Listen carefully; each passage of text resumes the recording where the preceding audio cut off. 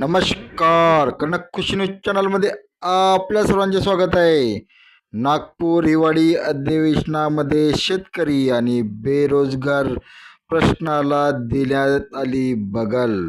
बातमी बघत राहा शेवटीपर्यंत कनक खुशी न्यूज चॅनलवर. डॉक्टर अतुल लामसंगेकडून आज एका शेतकऱ्याने सावकाराचे कर्ज फेडण्यासाठी रोशन कुकडे नामक शेतकऱ्याने, हा नागबीड तालुक्यातील मिंतूर येथील शेतकरी असून त्याने हे कर्ज फेडण्यासाठी आपली स्वतःची किडनी विकली.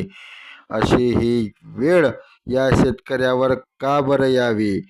परंतु एवढी बिकट परिस्थिती असताना सुद्धा नागपूर हिवाळी अधिवेशनामध्ये शेतकऱ्याच्या बाबत कोणतेही प्रश्न उपस्थित केले गेले नाही व शेतकऱ्यावर कोणतीही चर्चा झाली नाही. शेतकरी कर्ज आणि शेतकऱ्यावरील येणाऱ्या अडचणी यावर कोणतेही प्रश्न या हिवाळी अधिवेशनात उपस्थित करण्यात आलेले नाही.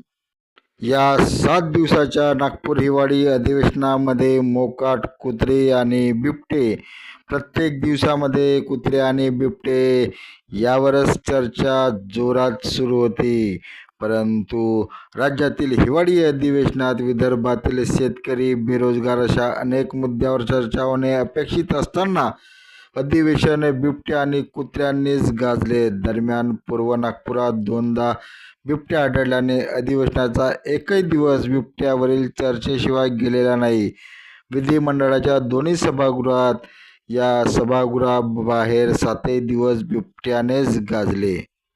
अधिवेशनात विदर्भातील शेतकरी, बेरोजगारी या समस्येवर एकाही सदस्याने भर दिलेला नाही. बिबटा आणि कुत्र्यावरच मात्र दररोज चर्चा होत असली तरी त्यातही गांभीर्य नव्हते.